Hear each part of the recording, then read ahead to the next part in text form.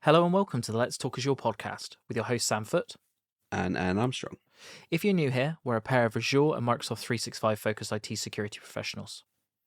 It's episode 30 of season 6. This week, we are having a season finale. Alan, we might as well break through our intro because it's the season finale.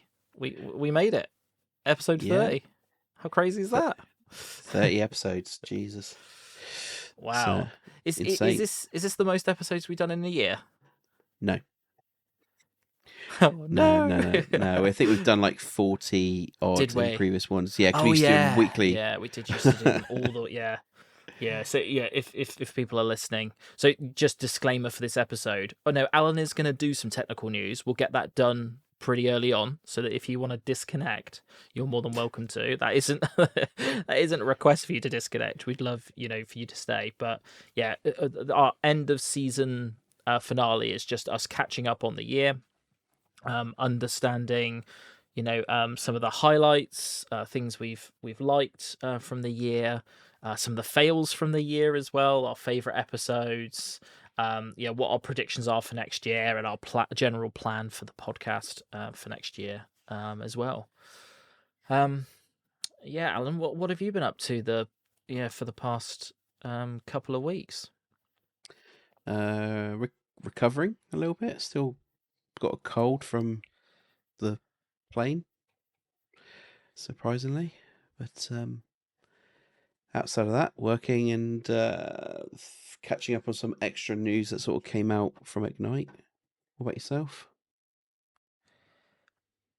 I think for me, it's just been just really busy, work front and a home front, because the company that I work for is primarily US based, and I've never really seen the rush between Thanksgiving and the holidays, and Christmas firsthand with like an American company, because there's so little time in between, the two holidays, and like internal people and clients also have time off both sides of those two holidays, if that makes sense. So it's really good though, because you really do see loads of people really focused for to finish off the year. I really do find that they are super focused, whereas I think in the UK it's just a slow sort of it's a slower it's not a slowdown, I wouldn't say, but I do feel like UK like businesses drop off a lot more slowly into December. Does that make sense? So that's been interesting to see, but it's also really good because I think a lot of people really are like, oh my, it's the end of the year. I've got to get like all my stuff done. So I have seen a flurry of activity from of people, which has been really good. So, but yeah, it's just been really really busy, which is that's no bad thing whatsoever. And I've got a house full of family and children and everything, so everybody's just ramping up for crazy Christmas time, which is really good, but again also busy, right? So yeah, definitely. It was my birthday last week as well, so I had a bit of a brief. Yeah, and I'll announce it now, I haven't even given you your card and your present, Alan, so I apologize. How bad is that? Right. That is bad, isn't it? But anyway, you're too close to Christmas anyway, so I'll just bundle them up together. So no. So what did you do you want to just hit us with some news, Alan? You had a few points I think you wanted to talk to everybody about. Yeah, well, I think it was this end of last week, beginning of this week. I can't remember when it was, but Microsoft, I think the more recent one that's definitely been more public is that Microsoft are in effect including Intune Suite into the E5 capability in the new year. I think it's like July time when it actually comes in, which I think is a really good play there from Microsoft, because there's definitely a few things in there that are handy from that part. Yeah, definitely. You got Cloud PKI, so you can do your certs for your devices. there to for your Wi-Fi's or anything else like that. So 82.1x. You've got the enterprise application catalog. I think I can't that's the full name of it, but being able to quickly build you some apps that are probably Win32 apps predefined for you, so that help with patching and that side of things. No automation there, but apart from it, building the package for you and putting it into your Intune. But I think the other one is the endpoint privilege management, being able to elevate to admin locally on a app by app basis and require approval and stuff. So PIM for the local admin in effect. So Yeah, and that's a big one. yeah, and I kind of feel like the Intune suite it's had some really good offerings in it for larger customers, right? Because some of you talk about like cloud PKI and things like that. I mean, lots of customers have that requirement, but when you get to real large scale, some of those vendors can be pretty expensive there, and Intune Suite was quite an uplift as well, wasn't it? Let's not like dance around that. And yeah, there is a a price increase coming to E5, yeah, but we'll just gloss over that for a second. But I do think, to your point though, is those customers that are going to have to eat that relatively small price increase. I mean, not across the anyway, right? Forget about that. It's going to be really beneficial to them, and they're paying even with that price increase way less than what they would have done if they'd bought it standalone, right? So, Yeah, and like you said, cloud PKI, is to, and I think we've done an episode on it at some point. But if you're using a cloud PKI service, then yeah, it's a win really. If you've got on-prem, Active Directory, certificate services, it may not be deemed as, because it's maybe a couple of servers you look after as a bit of Intune config. There may not be a huge amount of cost there, depending on the scale, but yeah, there's still management of it and protecting of it and etc. etc. So, and coming off on-prem services and not being reliant on them is obviously a key thing as well. So, but the other thing that's in there sorry, is before you go on, I've just got to call out season 5, episode 13 for Cloud PKI. Oh, okay. I don't know if it's changed since then. It might have done a little bit because I think don't be signposting that, Alan. Right? I'm sure it's a great episode. Season 5. Season 5, episode 13. Wow. Okay, that's over a year then. I'm sure nothing's changed with that product in a year. Joking. But yeah, the other bits is obviously the other key one might be something like the remote help. The being able to remote across the internet to, apart from going over Teams, to be able to remote a machine and do technical stuff on it, support on it, because that's included as well now. Yeah, really good. Yeah, definitely. So yeah, like you said, though, there is a price increase for it and for all of the bits. So some of the capabilities coming into E3 as well, but some of the main stuff is E5. I think in E3 you get the remote help. Yeah, if I remember, which I think's interesting. So that pretty much means everyone, well, majority of organizations will have that if they're on that. So that's good. Yeah, and it is worth saying as well. It's not just the SKUs that are getting a price uplift that are linked to the SKUs that are linked to additional benefits, right? There's price increases, across a lot of SKUs in the portfolio. I don't know if it's all of them, but a lot of them. Yeah, I think this is just because of this stuff and probably that we're interested in this security stuff that we're seeing it. I don't know if things like Power Platform and Power BI and all that's getting a increase as well. I don't know. I've not looked into that. I don't know. But yeah, you're right. I think it's just a general increase. I don't think I've done it. Well, I don't know. I don't keep full track of it, but I think I haven't done it for a couple of years. I can't remember the last price shift, but again, it's not something that I would keep top of mind, really. No, I do remember either last or this year or last year, they were in the UK at least. They did decrease the price because there was a discrepancy about how they'd priced it or something. But yeah, wasn't there a shift because the pound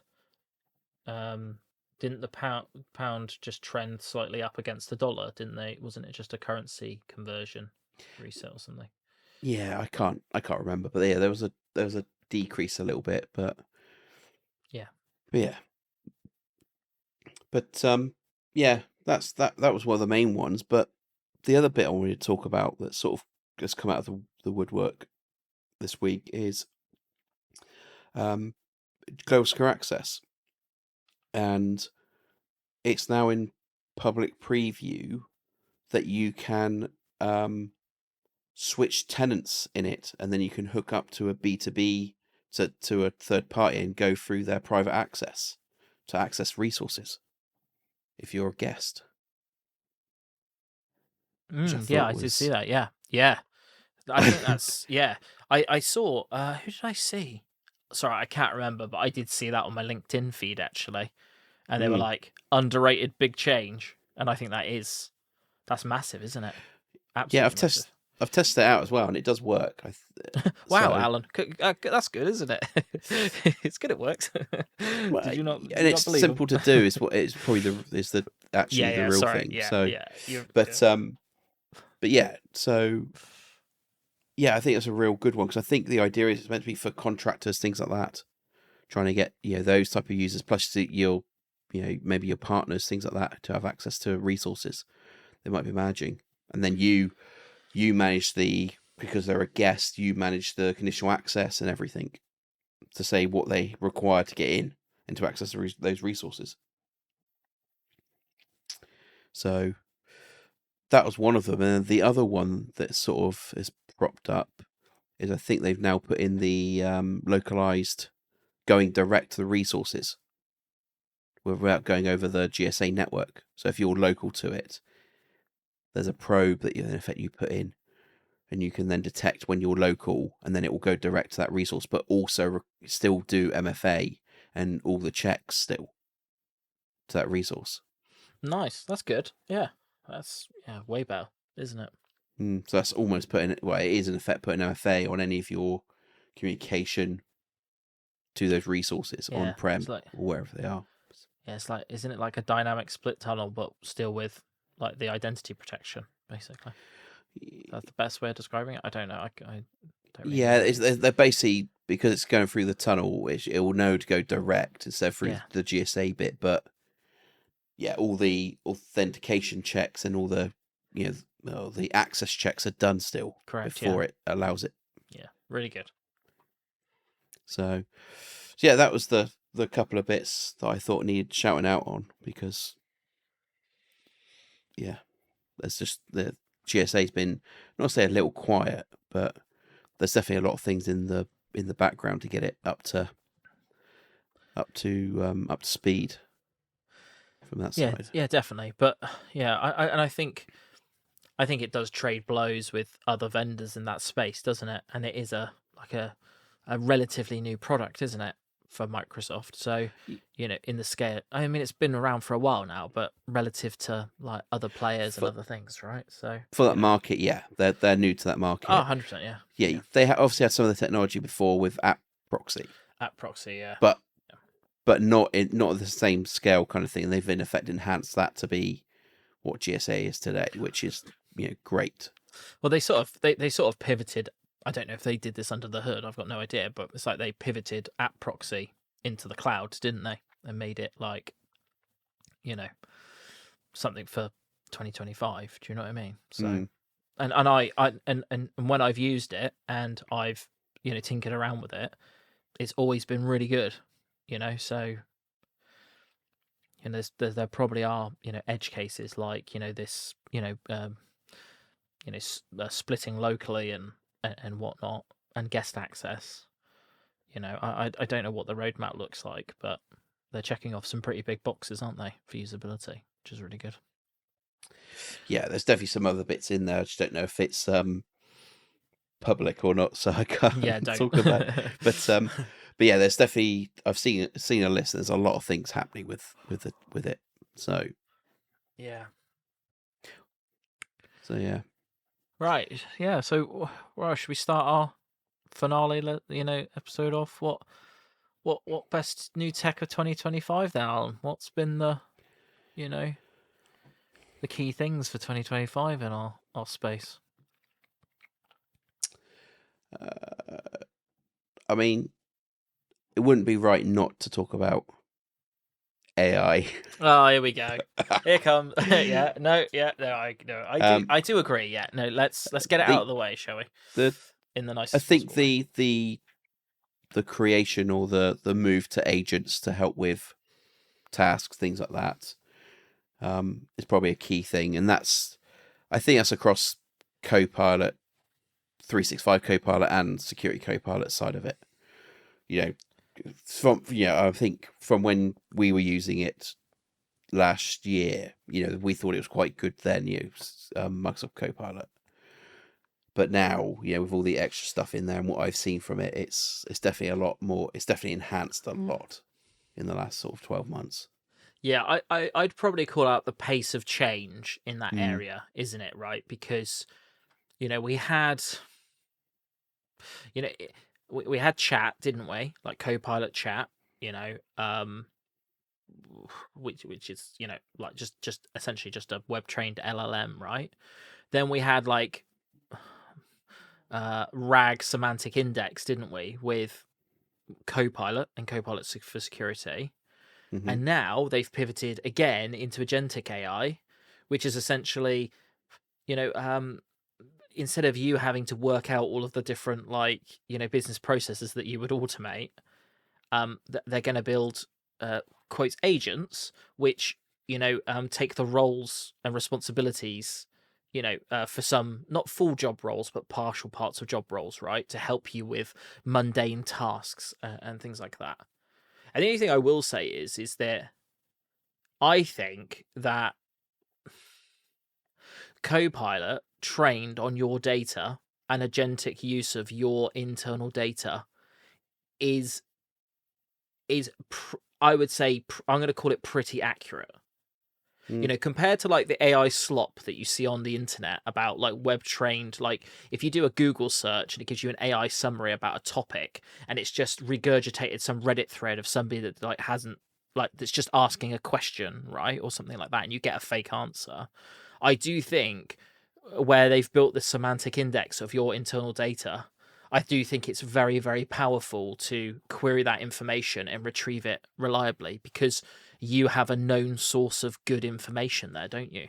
Right? Because people inside your organization don't create like incorrect content, that isn't like QA'd and things like Mm. that, right? So there's more of a focus on accuracy and completeness there. So I would say pace of change and the accuracy of these agentic tools is getting better and better by the day. Is it enough for people to spend arguably lots of money on it? That's questionable. But you can't. Nobody, I think, can deny the pace of change there and the investments that are being made. So you've got to call out like props for that. You know, you only get one new tech call out, by the way, Alan, and you've just used it on AI and agentic Oh, okay. AI. So yeah, that's awkward, isn't it? Thanks for telling me now. Yeah. Well, yeah, but we had to try and like catch somebody with it, I suppose. Yeah, the the thing for me, right, is I don't feel like I got like a big new thing this year. Does that make sense? Like, I feel like Ignite was so full of agentic AI, and I'm not saying that in a negative way. I just think that that is the hot new thing, right? And I think that's right to call out and talk about that. But the only thing I will say is, and this is a bit of a cop out, I'm going to say the best new tech of 2025 is like the amount of investment and changes that Microsoft have made to its product stacks across the board. Because I think the most impressive thing I think I've seen this year, and I don't know whether it's right or not, is when we do our monthly news episodes, how many topics we've got to talk about each month. Because I do think we've just had a huge volume of improvement this year.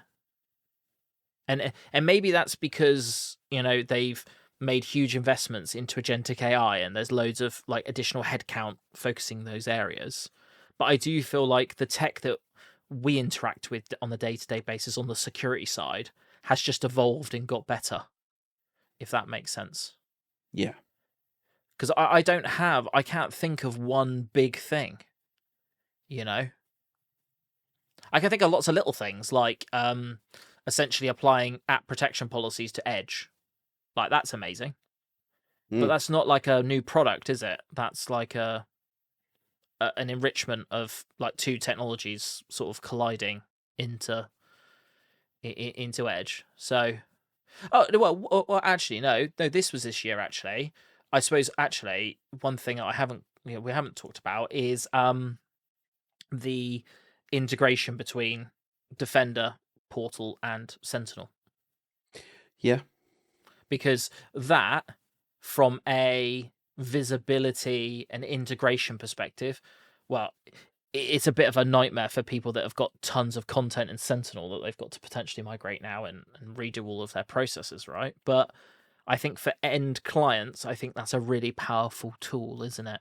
We've seen a lot more data being fed into, being available in the XDR portal because of that. And we're going to reduce ingestion across both sides and fatigue, aren't we? So I'm going to call that as my best single thing, I think, from this year. If it was this year, I think it was this year. Yeah, it was. Yeah. Well, it being was around forced. before that. Yeah. But I think that's probably the biggest thing for me. Yeah, I think the consolidation piece is definitely a big one. Yeah. Yeah. Yeah. The only thing I will say to that is I do think, yes, it's consolidated, but oh my, the Defender portal, and definitely a few more tabs and that on the left. And I know we're going to talk about worst fails of 2025, but I'm sorry, but I just can't get my head around the Purview solution pull out. Like, it's just wrong. Like, can I have my old compliance portal back, please? But yeah, that's just my own grievance. And I'm still not using the Entra portal, by the way. Like, not doing it. So I've slowly merged. No, I haven't. That way. I'm not. I'm just. It's muscle memory. I still can't go there. But it's really awkward because if I'm like screen sharing with a client, and if they go to the Entra portal, because loads of them do, I'm just like a fish out of water. I'm like, I don't know where anything is. And then they click on something, and I'm like, oh yeah, I know this blade. Yeah. This was So yeah. So I that's one of my goals for 2026 is to actually migrate across. Anything else stand out, Alan? That I think, like you said, I think the consolidation bit, especially with the announcement of Defender stuff, Defender Cloud stuff moving into there, I think that's a big one as well. But I think it's that and GSA, Global Secure Access stuff.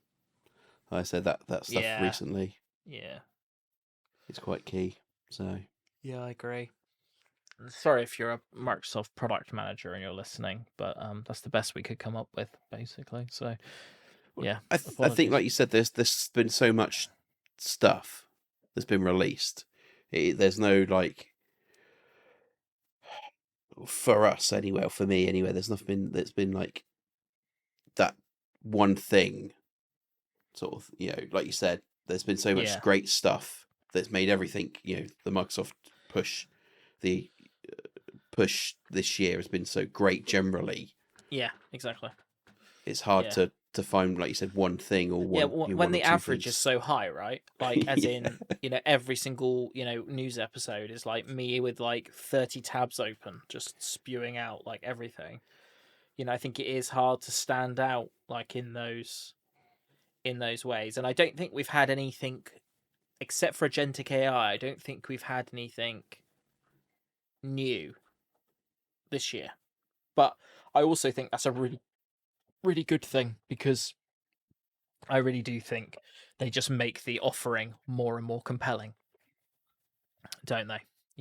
So And we do have to give Microsoft credit for that, really, because we get constant streams of updates, improvements and everything.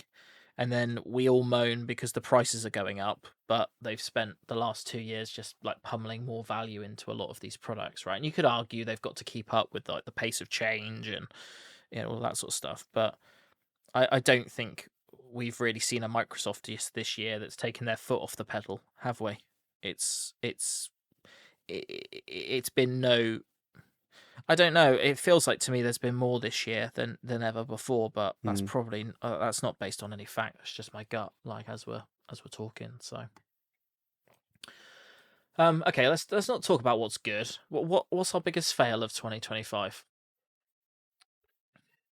I mean, the only thing I can kind of think of that's probably more recent thing is probably the our friend DNS. Yes, it does seem to. For Microsoft and AWS, and I'm thinking Cloudflare maybe as well. Wasn't it like Cloudflare broke the internet for a day, and then at the same time or around the same time, Azure DNS like pooped itself, but they weren't like connected, if I remember rightly. Yeah. Like not directly, but everybody thought they were, if that's right. And they like sympathy died.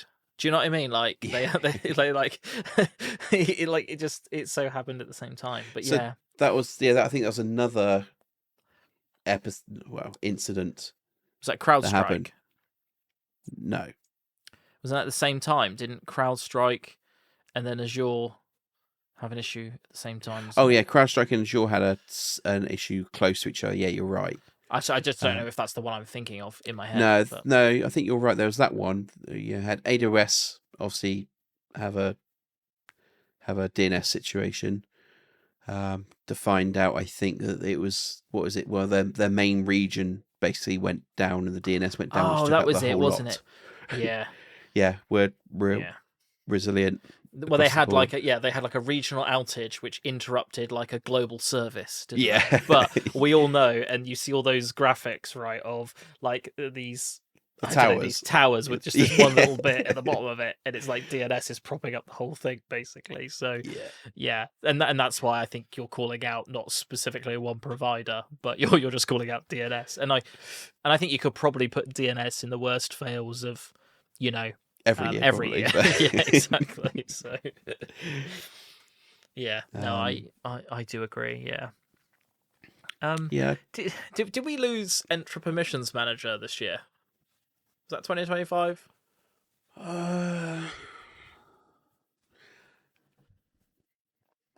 Maybe.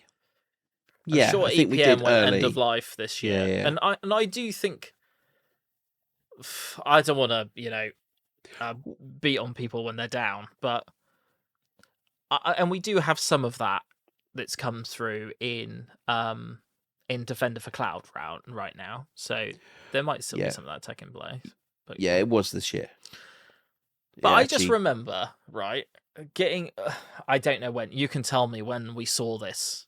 When did they acquire? Was it CloudKnox? Yeah. When did they acquire CloudKnox? That was like probably 3-4 years ago. Maybe. I can hear him furiously Googling in the background. But just 2021. Okay, so 4 years ago it was acquired, wasn't it? And I just remember when we first got access to look at that, it was just their product with like an Entra login in front of it, right? But I actually felt like there were so many really good use cases there in that product. I just think maybe the concept of what it was trying to achieve was just too complicated, to actually implement and use on a day-to-day basis. But I do actually remember like it having like really good visibility on, not just what like roles and permissions people had, but what actually people were using at the fine like granular level. And it fitted quite nicely into Microsoft's diversification, because didn't it support all three major hyperscalers? Correct. Didn't it? So and I just I can understand why you would like, decom a product that, maybe just didn't hit its metrics or didn't work out, but it's kind of like the product that got away, really, in some respects. But maybe it was also trying to fix a problem that, ultimately didn't, have much value to it potentially. But Yeah, I wonder if its pricing mechanism was difficult for people to yeah, understand, because it wasn't per user, it's per resource and asset that it found. And I think customers probably looked at it and went, well, I've got, yeah, thousands of resources and, thousands of users, that's going to cost me X kind of thing. And I guess the question as well is whether it was good to monitor, don't get me wrong, but was the actual value really just do the first assessment, get, understand what the problem is, maybe correct. fix it, and then you're having to pay that, and maybe that was worth the cost of it for that month, that 2 months or 3 months that you're remediating, but maybe the running cost after that didn't make sense. I don't know. But again, that might be why it's then been as a service to people, then it's gone, yes, but I think the technology is probably still in the background. Like you said, it's probably still, it's just been baked into the CSPM and all that sort of stuff. But Yeah, it was good, like you said, it was good because it also did Entra. Yeah. And understood what what people were doing and what roles they're actually using. Because I don't think we have that today, do we? We don't see they when they log into Global No. Admin, they only use Exchange. Yeah. I don't think we have that sort of granularity of what they actually use, sort of thing. So I think that one might have been a key one to actually understand. To do least privileged. Because I think it's hard to communicate to a customer why they should like downgrade privileges, and give them actionable insights without the raw data in front of you. Because it's all well and good saying, hey, you shouldn't like rock around with global admin all the time, and I do completely agree with that. But also to have a conversation like that, it's a lot more powerful if you can say, well, Sam only used 1/10 of the power of global administrator over the past 180 days, 90 days, or whatever. Maybe you should make him a user administrator instead. Do you see what I'm saying? Because without that raw information, you're just making a recommendation of best practice at that point, right? You've got nothing.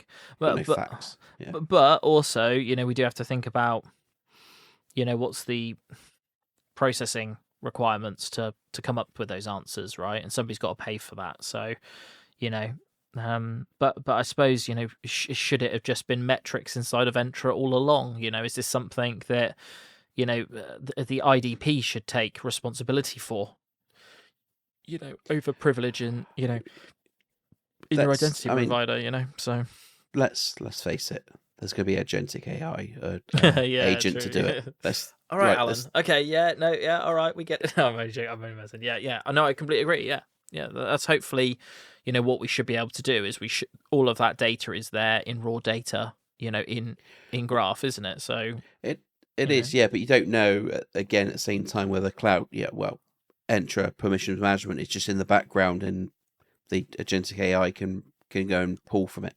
That might be the way. Yeah. So maybe that's the way they're gonna interface with it and essentially license it, and but you just can't buy it as a product anymore, can you? Standalone. No. I don't really have any other. Do I have any other fails? I don't think I do really. No, I mean the only, not to say the fails of the year, but I suppose the attacks of the year were quite big this year, weren't they? Land Jaguar in the UK, anyway. If we talk about it from that side, and we did also have that that token privilege thing in Entra, didn't we, this year? That was pretty bad. But yes, I don't think we've seen as many like severe exploits. As we have social engineering as well. So it's not just it's not there's a vulnerability in in the firewall or something. It's been someone social engineered their way in. Yeah, well, okay, So, so I'm going to say, one of the worst fails of 2025 is your third-party supply chain, mm, right? Because you can put up as many barriers internally as you want, but if you open the door to, B2B collaboration in certain ways, and in other ways, then, you know, you can, destroy a supply chain, can't you? So, um, yeah, headline attacks, social engineering, phishing, like, again, still absolutely massive, yeah. absolutely massive. Yeah, I think that's been probably the biggest things there, hasn't it?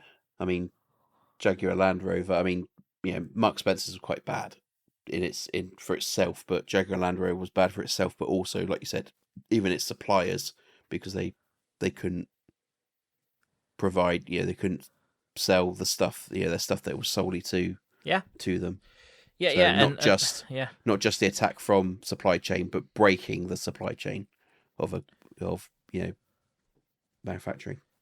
yeah, and it's quite a big thing for the UK really, because like Jaguar Land Rover, even though they do make really sort of high end and premium products, they are a massive part of like gross domestic product. Here in the UK, we don't have relatively as much manufacturing as other countries, and you could argue whether they're actually, well, they are manufacturing, but are they assembling, blah blah blah. But my point being is that I can't remember what the stat was, but it was like UK exports or UK manufacturing dropped like 25% or something like that, because just because of Jaguar Land Rover, and that is because they are just such a large part of our industry, right? So, Mm. and then there are varying reports about what the economic impact has been of like Marks and Spencers not being able to, pick up your socks and your pants, online and stuff like that. But I shouldn't make a joke out of it. It's probably not been long enough. But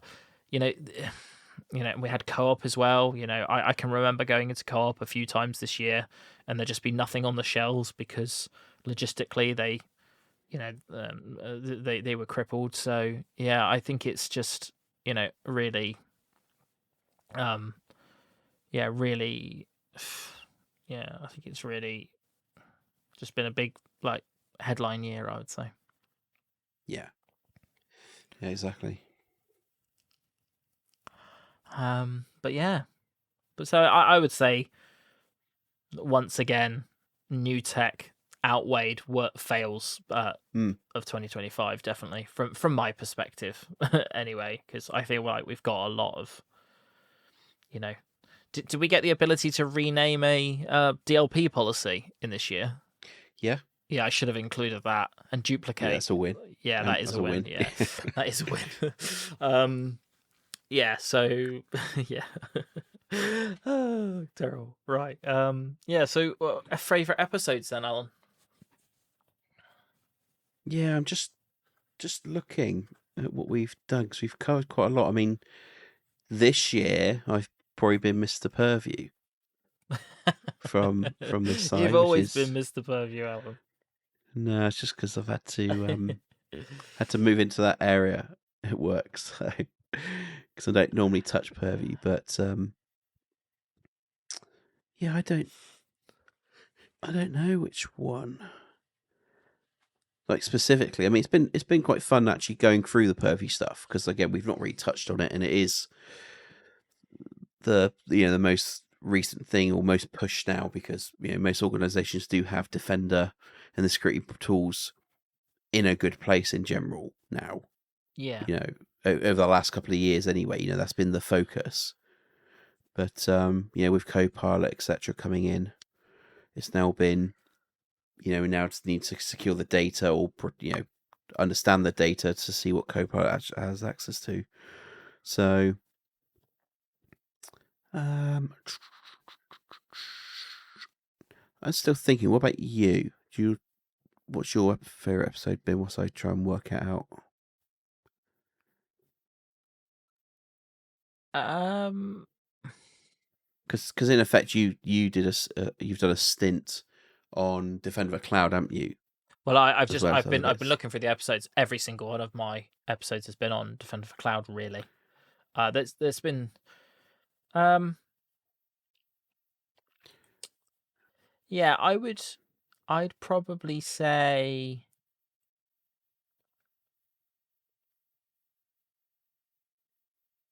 I'd say I've got two. I like the scuba gear Mm, episode because I've I've been using scuba gear more and more, and I really do like automated assessment tools. I do think they really do help us.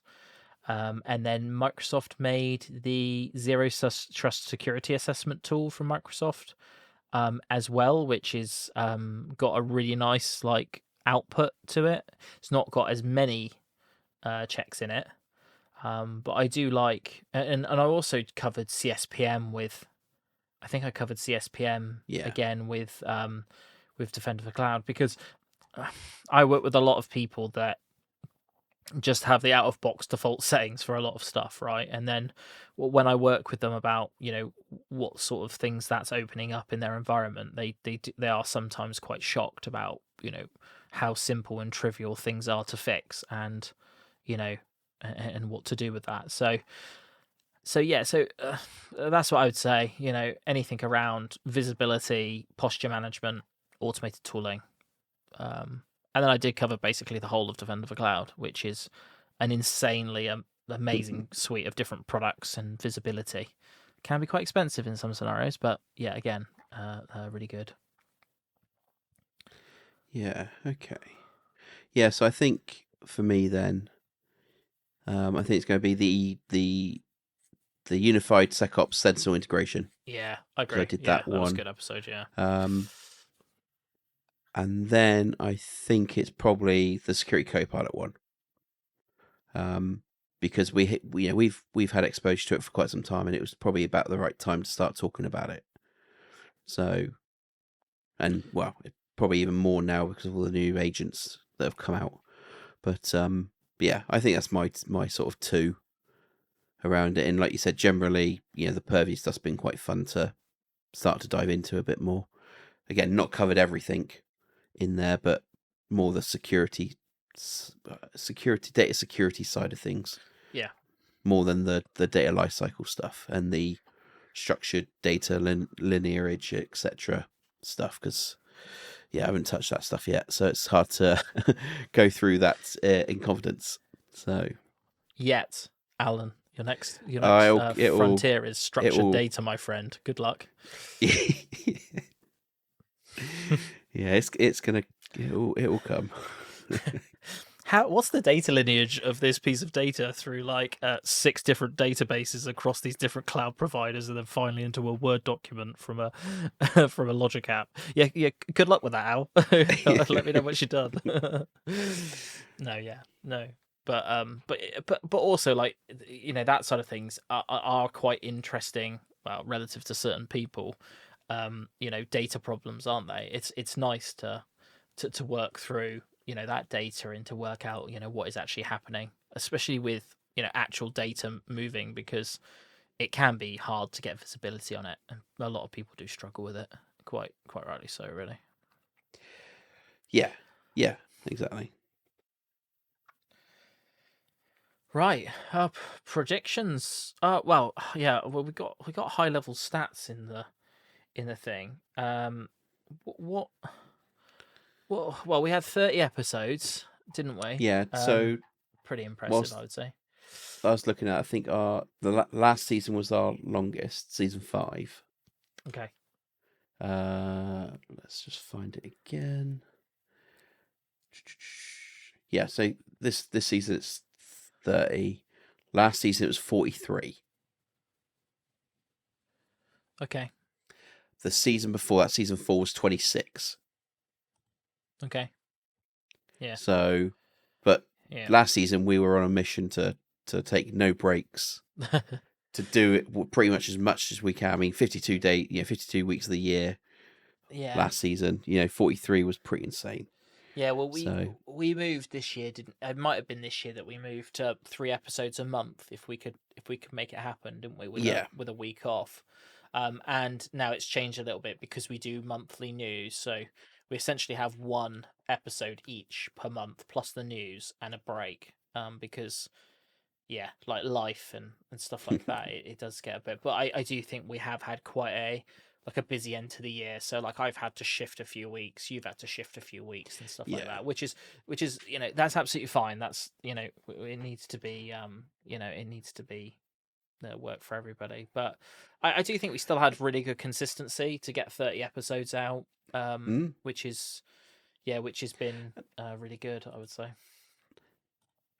And we're one off, I think, if the numbers work out. We're 149 episodes total for the podcast. Ooh. Let's So just check Pinecast. our first one, yeah, I've checked. I've just checked it. We are on 148 published. So Yeah. what we're talking about now, will be 149th, and then our 150th will be the first of our new season. So that's Yeah. cool. That's nice.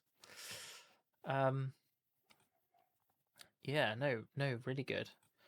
And yeah, What's and up? yeah, sorry, go on. What's the best episode been for listens? I mean, it's difficult to say because obviously, these recent ones have only had like a couple of weeks, but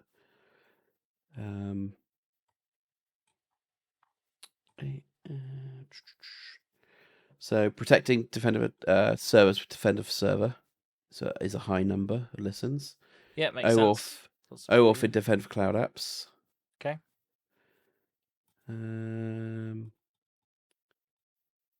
Monitoring Gen AI services with Microsoft tooling. Securing access to Bastion, Azure Bastion one. Got Yeah. a quick high number. September updates. And yeah, I can't really tell but the recent ones because they're too soon. But yeah, that seems to be the big ones this season. Yeah. I thought Scuba Gear got more than it did. To be fair, it's still high numbers, but yeah, no, it's Yeah, good. previous year. Yeah, looking at top episodes from the previous year, number one is the season 4 finale. Yeah, I know. Everyone's glad to get rid of us. Everyone's glad to get rid of us. Yeah, no, amazing. Yeah, let's try and have a look and see if we can see. Can we see listener location still? Oh no, something went wrong. I can't see that. We lost those stats. Oh, it's just the thingy. Okay, right. Previous 6 months. I'll just go with that. Yeah, so US by far. Welcome to our American listeners. You out listen 2-1 probably to the UK. Then Ireland, Australia, Canada, Germany, Netherlands, India. Yeah, interesting because once you get down to like the 5th or 6th country, it's quite flat to all the rest. What's our lowest listened countries? Bermuda, Nepal, St. Lucia, Qatar. But again, a lot of these stats you won't see much information on now because of privacy protections and things like that. So it's not a hard and fast. Mm. Ooh, what is this previous year? I can see it. Oh my days, Alan, this isn't good. I wonder if this is just like privacy. Listens by operating system. iOS 54%. But it's weird because all the numbers I don't think add up to 100%. So it's a bit strange. And so it's like Android's apparently only 6.6%, but maybe that's because we don't get as good tracking stats from that platform. I can't believe that iOS is 54%, maybe. But yeah. No, I think one thing I have really noticed is the Spotify algorithm hasn't been pushing us as hard this year. The stats from Spotify have dropped right off compared to last year, which is no like major thing. It's just I wonder if our less frequent uploads, maybe it wants, it has to have one episode a week for it to kick in and do its thing. Yeah, but I mean, don't get me wrong, there will be podcasts that do episodes daily, daily every other week sort of thing. So one a month, one a week is quite a intense. Oh yeah. I completely agree. Yeah. No, yeah. I'm not saying we should get back there whatsoever. I'm just making an observation from 24. 24, we were Spotify algorithm was doing like a proper shift. Do you see what I mean? So, but yeah, no. But generally, I'm pretty happy with our stats and consistency for the last year. It's been really good. Yeah, watch YouTube. Oh yeah, we have started publishing on YouTube actually, Well, and I think yeah, only because we published our back catalogue to YouTube as well, didn't we? yeah, we only moved to there because the Google Podcast service went and it moved to YouTube Music. That's didn't it. So, Yes, that's why we did that. Yeah. so There's no video on YouTube. If anyone's thinking that, it's just audio only. There We used have to be pondered. one, but Yeah, we didn't do it, did we? but it got removed. Yeah. I think it was the very first episode, wasn't it? We need to try that again, Alan. Anyway, we won't go there at the moment. Okay, any other stats out, or should we move on to predictions? No, I think moving on to predictions. We're 50 minutes in. So Go on, Alan. Predictions for 26. More consolidation into the XCR portal. Obviously, more agents for Copilot. Either of them. And I think there will be a push in Purview for network level DLP with its integration with Glowscore Access. I reckon that'll be the next big thing there. What about yourself? Agents.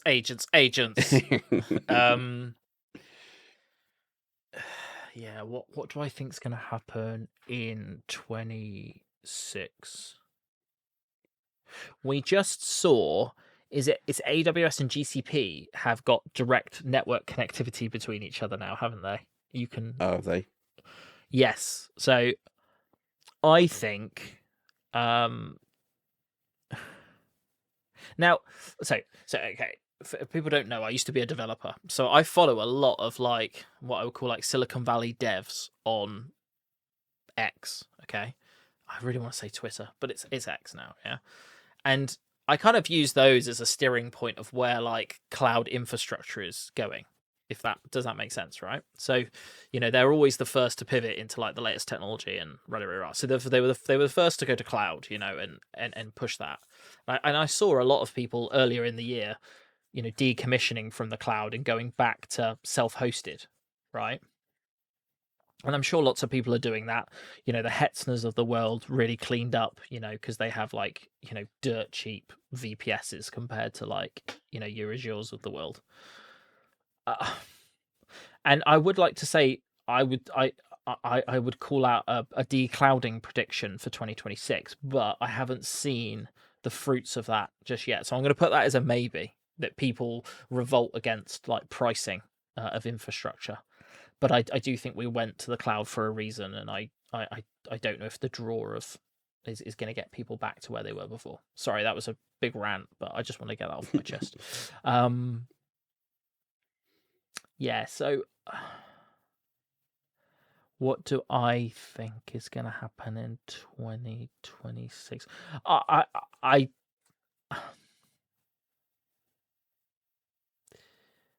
don't know. I because if I look back to where we were a year ago, would I have called out what has happened? Probably for agentic AI, but not for a lot of the other things that we've seen, I would say.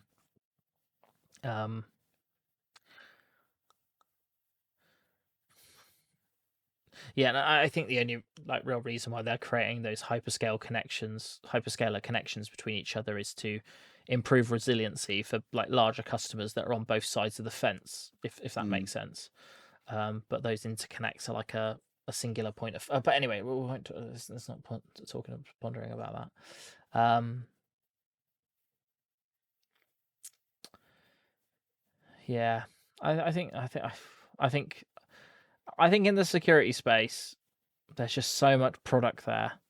I think the only thing they can do is continue to consolidate as well, because we need to make it as simple as possible for end customers to get more secure. Secure Future Initiative. I think that's going to have a big play in 2026. Yeah. I think secure by design, secure from start, zero trust, whatever like essentially marketing term you want to give it, is improving base security posture. I think is going to be big in 2025, because we've seen like the zero trust assessment coming out of like Microsoft. What was the new thing at Ignite called? Base configurations, wasn't it called, or something like that? Yeah, I think that's going to be a big thing. Yeah, we got that, and this year we've seen the force MFA on the portals, things like that, haven't we, from Microsoft? Yeah, it's going to be more of that. Yeah, I agree. And it should be, right? Like Microsoft should be, saying, "Hey, let's get rid of SMTP auth." Hey, we're going to block legacy authentication by default. I think we're getting to the stage where that can be detected and can be secured for a lot of people that don't even really understand what legacy authentication is, because there's lots of very small tenants and big tenants where people just don't have visibility. I would say. Yeah, and maybe that's the other thing: visibility, getting more visibility on vulnerabilities, the exposure management part becoming a bigger. I tell you what was a cool new tech of 2025. Sorry to go back to the first part of this conversation, is them decommissioning threat intelligence and then adding it to loads of other stuff. Yeah, I think that was a win. I don't think that was a fail. I think it was a fail for MDTI, I would say, but I do think that has been a massive net positive, because I've seen so much additional threat intelligence being like sprinkled into essentially loads of products this year. So I think that's an absolute win, and I hope Microsoft continue to do that, because there are some big players out there with threat intelligence feeds that cost a lot of money, and I would love to see that sort of be consolidated and decimated, because it's good for everybody to have as much threat intelligence as possible. Yeah. Agreed. Yeah. What's the podcast plan for 26, Al? Not that we've spoken about it at all, but yeah. As we make it, I think we're good. Well, I think we're planning to stick with try and do the 3 episodes a month, because that's worked out for us, I think. I guess we could look to maybe do some, whether we do the podcasts and do them with video, attempt that again. Because I suppose we started that when we did that the very first time that we were even attempting to podcast. So yeah, I think it would be. I think it'd be really good to at least do some beta episodes with video, because that would be nice. To get back to that, and we've got all the tools available to us to do that. So yeah, let's add that as at least a couple of episodes, and we'll see what the feedback's like and if people feel it's valuable. Yeah, I think that's because the thing that I struggle with that is at the moment we're restrictive about what we can talk about, and I get really frustrated with podcasts that are recorded with video, because the people that are hosting them naturally know that they're being videoed and they talk about things that you can't see in the podcast, and I think it can be quite jarring if that happens. So at the moment we force ourselves to describe things in a way that, like, I describe things to you without visually showing you stuff. So but I think it would be good. It'll have a bit more immersion to it. Yeah, I think that would be cool. The only other one, and I haven't talked to you about this, I'd love to do a live one. Yeah. Because what, with questions? No, well, yes, we could do that if we want to, but I think a live one would be really good, because we don't edit these podcasts. Like there is editing for sound quality perspectives, and sometimes we trim them, like if we really need to. But that's very rare that happens. But the content never gets edited from when we've recorded it. That's the whole point of this podcast, really. But so I don't really see a reason not to do live. I think the only thing for me is just to make sure that the audio and video quality is like where it needs to be, because we do like podcast post processing and stuff like that. So yeah, I guess what platforms as well to yeah, do it live on as well. So I think we should set ourselves a target to try and record one video episode in January, and then maybe do like one a month for a little bit, and then we try and do it and record it live, because I think that would be cool to have some interaction and that sort of thing. Yeah, maybe we should start with initially maybe doing the news live, and that, because that's quite an easy one for us to do as a podcast kind of thing, and then maybe like you said, do some other episodes.